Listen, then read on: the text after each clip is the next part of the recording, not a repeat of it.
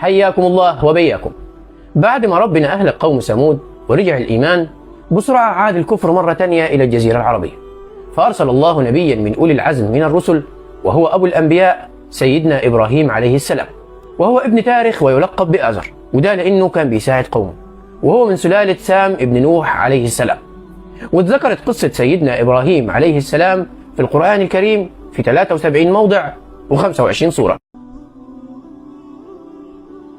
نشأ سيدنا إبراهيم في شمال العراق في مدينة بابل، واللي كانت معروفة بالحضارة العظيمة، وكان أهل بابل للأسف بيعبدوا الأصنام، واللي ورثوها بتقليد أعمى وتعطيل العقل البشري من آبائهم وأجدادهم، فجعلوا التماثيل اللي بيصنعوها بأيديهم قدرة وقوة بيخضعوا ليها. واتل عليهم نبأ إبراهيم إذ قال لأبيه وقومه ما تعبدون قالوا نعبد أصناما فنظل لها عاكفين قال هل يسمعونكم إذ تدعون أو ينفعونكم أو يضرون قالوا بل وجدنا آباءنا كذلك يفعلون. وبدأ سيدنا إبراهيم بالدعوة إلى الإيمان وعبادة الله، فبدأ بأبيه آزر، ولكن دعاه بكل رفق وكان مشفق عليه. يا أبت إني أخاف أن يمسك عذاب من الرحمن فتكون للشيطان وليا. وده درس لكل واحد شايف أبوه أو أمه بيعملوا حاجة غلط وهو عايز ينصحهم بالصح، فلتكون دعوتك ليهم بكل رفق ولين. وبالرغم من كده، إيه اللي قابله سيدنا إبراهيم من أبوه آزر؟ اللي قابله هو التهديد والوعيد والهجران. قال أراغب أنت عن آلهتي يا إبراهيم لئن لم تنتهي لأرجمنك واهجرني مليا. وبالرغم من كده سيدنا إبراهيم وعد أبوه آزر بطلب المغفرة ليه من الله سبحانه وتعالى. قال سلام عليك سأستغفر لك ربي إنه كان بي حفيا. ولكن بعد كده لما ظهر لي عداؤه لله سبحانه وتعالى تبرأ من أبيه، وده لأنه لا يجوز للمؤمن طلب المغفرة لكافر. ما كان للنبي والذين آمنوا أن يستغفروا للمشركين ولو كانوا أولي قربى من بعد ما تبين لهم أنهم أصحاب الجحيم. وما كان استغفار إبراهيم لأبيه إلا عن موعدة وعدها إياه فلما تبين له أنه عدو لله تبرأ منه إن إبراهيم لأواه حليم. سيدنا إبراهيم كان عنده في المرحلة دي حوالي 16 سنة، ففكر إزاي يقضي على أصل الشر وهو عبادة الأصنام، فهدد قومه بأنه هيكسر الأصنام، وكان مستني اليوم اللي ما يكونش في حد عند الأصنام. وجاءت الفرصة لسيدنا إبراهيم في يوم عيد خرج فيه كل قومه خارج المدينة وتركوا الأصنام، ولما دعوه أن يخرج معهم فنظر إلى النجوم وقال إنه مريض. وبدأ سيدنا إبراهيم بتحطيم الأصنام، فحطم كل الأصنام وترك الصنم الأكبر وعلق عليه الأداة اللي كان بيحطم بيها الأصنام. فنظر نظرة في النجوم فقال إني سقيم فتولوا عنه مدبرين. فراغ إلى آلهتهم فقال ألا تأكلون. طوابهم من حول المفاجأة ووجدوا كل الأصنام متكسرة إلا كبير الأصنام، فجعلهم جذاذا إلا كبيرا لهم لعلهم إليه يرجعون. قالوا من فعل هذا بآلهتنا إنه لمن الظالمين. قالوا سمعنا فتى يذكرهم يقال له إبراهيم. قالوا فأتوا به على أعين الناس لعلهم يشهدون. فكل الاتهامات طبعا كانت على سيدنا إبراهيم، لأنه هو اللي كان بيتوعدهم بتكسير الأصنام. فقاموا باستدعاء سيدنا إبراهيم ونصبوا له المحكمة، وهو ده اللي كان عايزه سيدنا إبراهيم عليه السلام. وبدأت المحاكمة باتهام سيدنا إبراهيم بأنه هو اللي كسر الأصنام، فقال لهم إن اللي عمل كده هو كبير الأصنام، وقال لهم اسألوهم أهم قدامكم إذا كانوا ينطقون. فرجع كل واحد فيهم يكلم نفسه ويرجع للمنطق والعقل بأن دي أصنام لا بتتكلم ولا بتتحرك ولا تقدر تعمل أي حاجة، ولكن زي ما قال ربنا سبحانه وتعالى لا تعمل أبصار ولكن تعمل القلوب التي في الصدور. فوضعوا عقولهم تحت رجليهم وكان الجحود هو حالهم. قالوا أنت فعلت هذا بآلهتنا يا إبراهيم؟ قال بل فعله كبيرهم هذا فاسألوهم إن كانوا ينطقون. فرجعوا إلى أنفسهم فقالوا إنكم أنتم الظالمون. ثم نكسوا على رؤوسهم لقد علمت ما هؤلاء ينطقون قال أفتعبدون من دون الله ما لا ينفعكم شيئا ولا يضركم أف لكم ولم تعبدون من دون الله أفلا تعقلون. وبعد هزيمة قوم بابل بالحجة والبرهان أمام سيدنا إبراهيم عليه السلام واللي عراهم قدام نفسيهم، لجأوا للمنطق اللي يعرفوه وهو منطق الطغاة في البطش والتنكيل، فاجتمعوا على إحراق سيدنا إبراهيم عليه السلام. راحوا الأرض صخرية واسعة وحوطوها بالحجارة، وفضلوا يجمعوا في الأخشاب فيها من كل مكان لغاية ما أصبحت زي المبنى العالي، وجابوا منجنيق ووضعوا فيه سيدنا إبراهيم علشان يرموه في النار، وده يدل لك ازاي النار كانت عظيمة جدا. ووضعوا سيدنا إبراهيم في المنجنيق وقيدوه، وكان سيدنا إبراهيم بيدعو دعاء المضطر وهو بيقول حسبنا الله ونعم الوكيل. وفي رواية بتقول إن سيدنا جبريل عليه السلام جاء إلى وأما إلى الله فنعم، كما أن ملك المطر استأذن من الله أن يطفئ النار، ولكن كان أمر الله أعجب.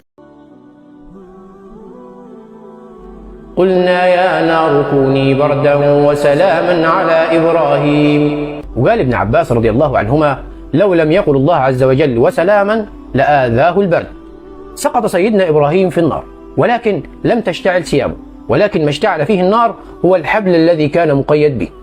وقف الناس بينتظروا انطفاء النار، واللي كانت نار عظيمة زي ما قلنا، لدرجة ان في روايات بتقول ان لو في طير معدي في السماء فوق النار بيتحرق منها. وكانت المفاجأة سيدنا إبراهيم يخرج من وسط النار مطمئن بدون أي أذى.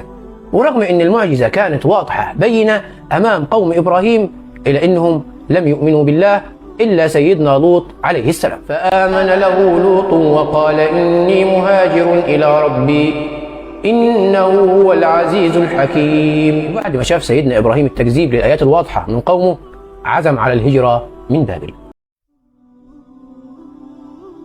سمع بقصة سيدنا إبراهيم مين؟ ملك اسمه النمرود، بأن في رجل سقط في النار ولم يحترق، وكان النمرود ملك ذلك الزمان، ويقال أنه كان بيحكم معظم الأرض.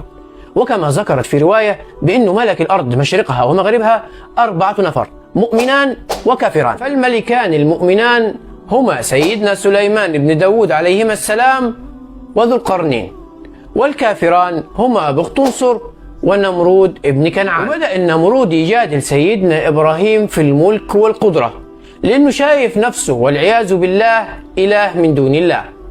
فذكر سيدنا إبراهيم أن الله يحيي ويميت، فأتى نمرود برجلين من السجن، فقتل واحد وترك الآخر إلى حال سبيله، وقال ها أنا أحيي وأميت. وفدا سيدنا إبراهيم عليه السلام ما جدلوش في النقطة دي تاني، لأنه أدرك أنه أمام شخص عقله قاصر لا يفقه الكثير، وأتى له ببينة أسكتته ولم يستطع أن يجادله فيها.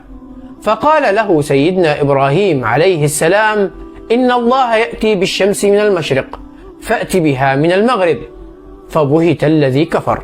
ألم تر إلى الذي حاج إبراهيم في ربه أن آتاه الله الملك إذ قال إبراهيم رب الذي يحيي ويميت قال أنا أحيي وأميت. قال إبراهيم فإن الله يأتي بالشمس من المشرق فأت بها من المغرب، فبهت الذي كفر والله لا يهدي القوم الظالمين. ترك سيدنا إبراهيم عليه السلام العراق بعد لقاء النمرود، واتجه إلى الشام مع سيدنا لوط عليه السلام، واستقر في منطقة اسمها حران، وده بعد ما تزوج السيدة سارة بنت عمه أرام، واللي كانت أجمل نساء العالمين بعد أمنا حواء عليهن السلام.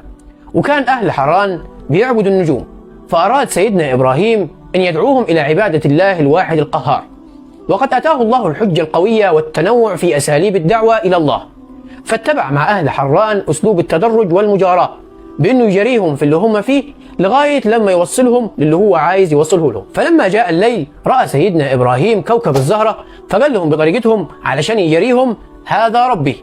فلما جاء الفجر اختفى الكوكب، فبدأ يسألهم فين ربهم وليه اختفى، هو في رب بيختفي؟ فقال لهم إني لا أحب الآفلين. وفي اليوم الثاني اختار القمر لأنه شكله أكبر وأجمل، فلما اختفى بدأ يسألهم عنه فين ربكم اختفى ليه؟ فقال لهم إني لا أحب الآفلين. وفي اليوم الثالث اختار الشمس وقال لهم هذا ربي هذا أكبر. ولما جاء الليل اختفت الشمس، وبرضه بدأ يسألهم عن ربهم ليه اختفى. وبكده سيدنا إبراهيم أقام عليهم الحجة في كل النجوم اللي بيعبدوها، ودعاهم إلى عبادة الله الواحد القهار اللي خلق كل النجوم والكواكب وكل شيء. وكذلك نري إبراهيم ملكوت السماوات والأرض وليكون من الموقنين. فلما جن عليه الليل رأى كوكبا قال هذا ربي، فلما أفل قال لا أحب الآفلين. فلما رأى القمر بازغا قال هذا ربي، فلما أفل قال لئن لم يهدني ربي لأكونن من القوم الضالين. فلما رأى الشمس بازغة قال هذا ربي هذا أكبر. فلما أفلت قال يا قوم إني بريء مما تشركون. إني وجهت وجهي للذي فطر السماوات والأرض حنيفا وما أنا من المشركين. وحاجه قومه قال تحاجوني في الله وقد هدان ولا أخاف ما تشركون به إلا أن يشاء ربي شيئا وسع ربي كل شيء علما أفلا تتذكرون. وكيف أخاف ما أشركتم ولا تخافون أنكم أشركتم بالله ما لم ينزل به عليكم سلطانا فأي الفريقين أحق بالأمن إن كنتم تعلمون. الذين آمنوا ولم يلبسوا إيمانهم بظلم أولئك لهم الأمن وهم مهتدون. وتلك حجتنا آتيناها إبراهيم على قومه نرفع درجات من نشاء إن ربك حكيم عليم.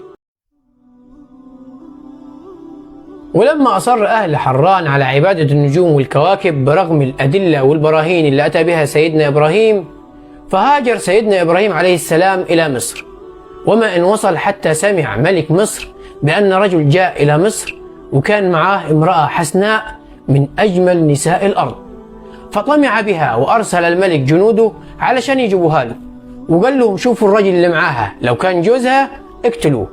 فلما جاءوا إلى سيدنا إبراهيم والسيدة سارة عرف سيدنا إبراهيم عليه السلام نيتهم، وأخبر السيدة سارة إنها تقول إن أخوها، وفعلا هو ما كذبش لأن هما الاثنين ما فيش غيرهم مسلمين، فكان بيقصد أخوة الإسلام. فأخذ الجنود السيدة سارة إلى ملك مصر، وبالطبع لم ما أدخلتم علي إلا شيطانا.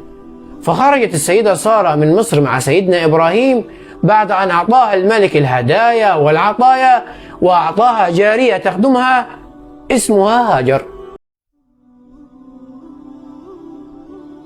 سكن سيدنا إبراهيم والسيدة سارة بعد أن رحلوا من مصر في فلسطين، وتقدم بهم العمر ولكن لم يرزقهما الله الولد، فأهدت السيدة سارة زوجها جاريتها السيدة هاجر ليتزوجها وينجب منها الولد.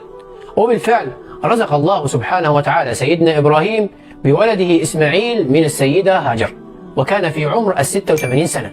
وكعادة النساء الفطرية أحست السيدة سارة بالغيرة من السيدة هاجر، وبالأخص بعد ما أنجبت سيدنا إسماعيل عليه السلام. ولحكمة يعلمها الله أمر الله سبحانه وتعالى سيدنا إبراهيم عليه السلام أن يأخذ زوجته هاجر وابنه الرضيع إسماعيل ويرحل من فلسطين إلى مكة.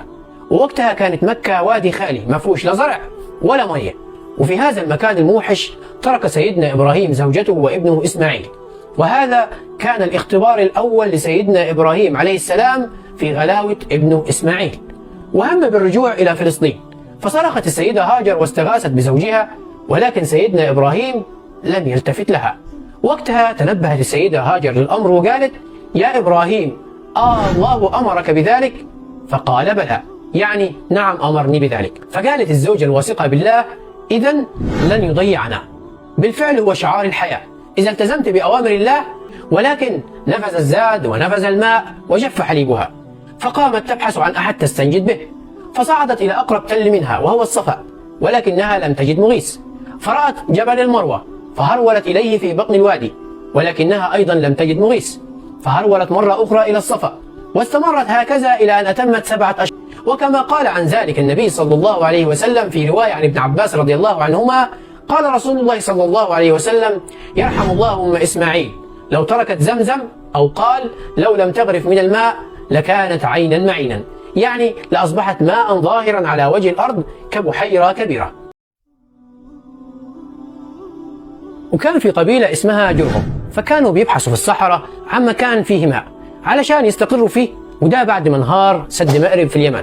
فمروا بوادي بكة وهو اسم مكة القديم، فوجدوا بعض الطيور بتحوم قريب منهم، ومعروف ان الطيور مش بتكون موجودة الا في مكان يكون فيه مية. فارسلوا المستطلعين علشان يقولوا لهم الخبر، واللي اخبروهم بالفعل انهم وجدوا امرأة مع طفلها وحواليهم مية. فتعجبوا من الموضوع وراحوا للسيدة هاجر، واللي استأذنوها انهم يقيموا عند الماء مقابل اجر يعطوا لها. فأذنت لهم السيدة هاجر، ومن هنا نشأت مكة كمدينة بحكمة الله سبحانه وتعالى. ونشأ سيدنا إسماعيل عليه السلام بين قبيلة جرهم العربية الأصيلة، واللي تعلم منهم فصاحة اللغة العربية حتى إنه صار أفصحهم لسانا. ومن هنا جاء العرب المستعربة وهم ذرية سيدنا إسماعيل عليه السلام. بدأ سيدنا إبراهيم عليه السلام يزور ابنه سيدنا إسماعيل وزوجته السيدة هاجر في العام مرة أو مرتين. وفي أحد المرات رأى سيدنا إبراهيم عليه السلام رؤية، ورؤيا الأنبياء حق، وهي انه بيذبح ابنه اسماعيل. وكان سيدنا اسماعيل بدأ يكبر ويعين والده اللي كبر في السن. ويا لفرحة سيدنا ابراهيم بابنه اسماعيل الذي اتاه على كبر وبعد انتظار طويل، ويا لهذا الابتلاء العظيم من الله سبحانه وتعالى. فقال سيدنا ابراهيم لابنه سيدنا اسماعيل انه رأى رؤيا في المنام انه بيذبحه، فبشرناه بغلام حليم. فلما بلغ معه السعي قال: يا بني إني أرى في المنام أني أذبحك فانظر ماذا ترى. قال: يا أبت افعل ما تؤمر ستجدني إن شاء الله من الصابرين. فكان رد سيدنا إسماعيل بدون تردد: يا أبت افعل ما تؤمر ستجدني إن شاء الله من الصابرين. فلما أسلم وتله للجبين، أي خلاص سيدنا إبراهيم وسيدنا إسماعيل استسلما لأمر الله سبحانه وتعالى، ووضع سيدنا إبراهيم صخرة على الأرض وأحضر السكين لذبح ابنه إسماعيل عليه السلام. وأحد سيدنا إبراهيم السكين، فقال سيدنا إسماعيل لأبيه سيدنا إبراهيم عليهما السلام: يا أبتي ضع وجهي على الأرض. فقال: لما يا بني؟ فقال: حتى لا تنظر إلى وجهي فترحمني. وأمسك سيدنا إبراهيم السكين ووضعه على رقبة سيدنا إسماعيل عليه السلام وجر السكين، ولكن السكين لم يقطع. فقال إسماعيل: يا أبتي شد علي، إنه أمر الله سبحانه وتعالى. فجر السكين مرة ثانية ولكن السكين لم يقطع. وهنا نتعلم أن السكين لا يقطع إلا بأمر الله، كما أن النار لا تحرق إلا بأمر الله سبحانه وتعالى. وهنا أتى المنادي من السماء لسيدنا إبراهيم عليه السلام: وناديناه أن يا إبراهيم قد صدقت الرؤيا إنا كذلك نجزي المحسنين. نجح سيدنا إبراهيم وسيدنا إسماعيل في تنفيذ أمر الله سبحانه وتعالى رغم هذا الابتلاء العظيم، فأنزل الله كبشا من السماء ليذبح فداء لسيدنا إسماعيل عليه السلام، وفديناه بذبح عظيم. وجعلت الأضحية سنة لنا كل عام نتقرب بها إلى الله ونتذكر بها هذه القصة العظيمة. دمتم في أمان الله، صلوا على رسول الله. السلام عليكم.